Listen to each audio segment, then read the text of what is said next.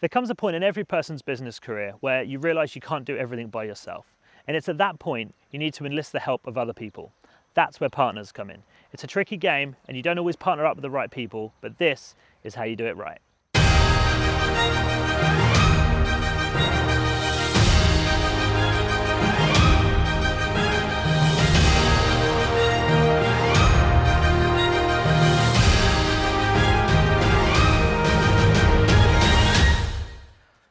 Hello and welcome, it's Adam from Better Proposals here, and welcome to episode 5 of the short video series, How to Become the Ultimate Service Business. Now, in this episode, we're talking about partnerships. We're talking about trying to create some strategic alliances with other companies that aren't your clients to help grow your business and grow their business as well. So there's a couple of different points to this and a couple of different thoughts. So the first one is to always partner up. Now, what I mean by that is, unless there's a really good reason, don't partner with companies that are smaller than you. There's not really an awful lot of point. Their list is smaller, their reach is smaller.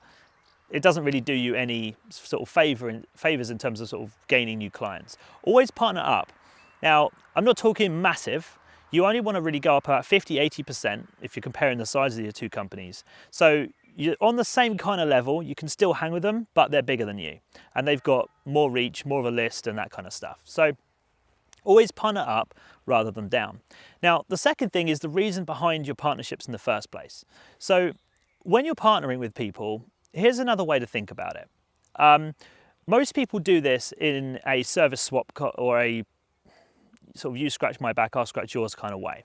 And that's cool. And that is kind of the approach we're going with here. But the idea is to try and create a network of people that can all refer to each other. That's what you want to try and cultivate. I mean, ideally, you want to try and get about 7, 8, 9, 10 of you all sort of in a, almost imagine a Facebook group with the lot of you in it, and you're all trying to refer business to each other. That's the kind of vibe you want to go for here.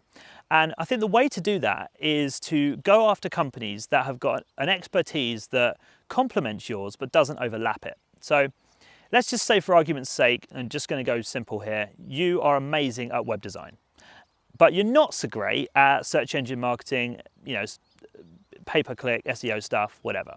And you've got a client or a couple of clients that keep coming to you saying, can you do our search engine work? Now, obviously, you could just sort of go, yeah, definitely, and then Google it and try and botch it yourself. But you'd be better off for the long-term relationship that you have with your client and your partner, you'd be better off just passing that person across and saying, listen, I'm going to introduce you to the best person that I know that can do this with you. And you're doing yourself a favor because you're not bogging yourself down with work you're not very good at. You're doing your mate a favor because you've just passed him some work. And more importantly than all of that is you're doing your client a favor by hooking him up with someone that's way better at it than they would have been otherwise. So try and do that with as many different services that you can that make sense. Obviously, don't go too mad.